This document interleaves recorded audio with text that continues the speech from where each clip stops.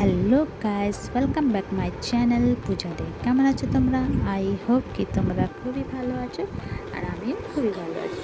তো এখানে বাবু জুতো পরা শিখছে, তো ভালো করে বাঁধতে পারেনি, তো বাবা বেঁধে দিল। তো এসব আমরা বেরোলাম একটু মার্কেটের জন্য, কেন কি জন্মাষ্টমী এসে গেছে, তো জন্মাষ্টমী মার্কেটিং করতে আছে। তো গোপালের জন্য কাপড় চোপড় অনেক কিছু কিনতে আছে। তো ওই যে দেখো আমরা রাস্তাতেই আছি। তো এখানে তো রাস্তা পুরো ফাঁকা ছিল, একটু আগে যখন মার্কেটটা ভিতরে ঢুকলাম তো এত ভিড় ছিল, এই যে দেখতে পাচ্ছ আমরা পৌঁছিয়ে গেলাম। খুব ভিড় ছিল, খুব, মানে এত দাম, মানে কি বলবো। তারপর মার্কেটিং করে চলে আসলাম। তো পরের দিন সকালের ভিডিও।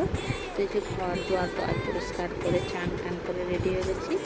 তো এই আজকে আমার লুড্ডু গোপালের জন্মাষ্টমী হচ্ছে, তো হ্যাপি জন্মাষ্টমী। তো এই লুড্ডু গোপালকে নিয়ে আসলাম, আর এই যে সব জিনিস সাজিয়ে নিলাম, ঘি, মধু, গঙ্গা জল, দুধ, চন্দন, কাপড়, গয়না, ফুল, তুলসী পাতা সব সুন্দর করে গুছিয়ে সাজিয়ে নিলাম। এবার লড্ডু গোপালকে আমি আর বাবু মিলে চান করাবো। বাবু বলছিল আমিও চান করাবো, তো দুইজনে আমরা চান টান করে ফ্রেশ হয়ে এসে তারপরে এই যে লড্ডু গোপালকে চান করাবো। তো প্রথমে আমি ঘি দিয়ে চান করালাম।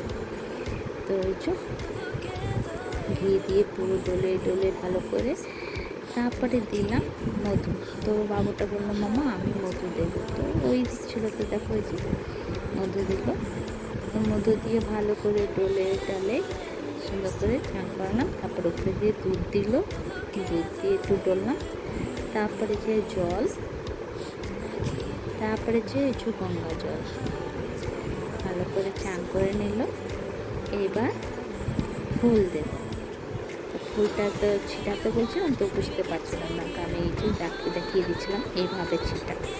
তো ওই যে ওইভাবে ছিটালে তারপর তুলসী পাতা দিল। তো এই যেমন লড্ডু গোপালে চান হয়ে গেল।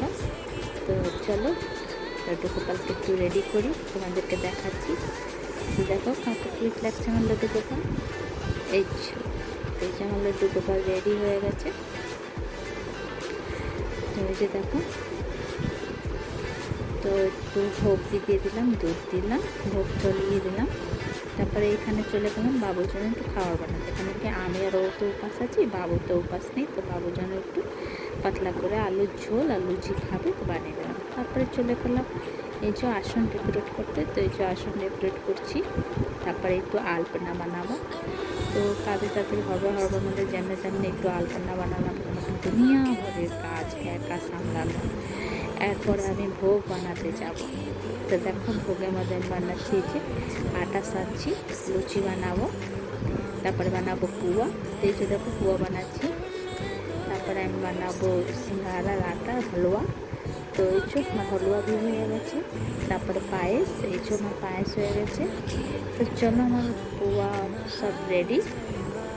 তারপরে এই যে সব সমস্ত ফল টল পুয়া পায়েস টায়েসে সুন্দর করে সাজিয়ে দিলাম।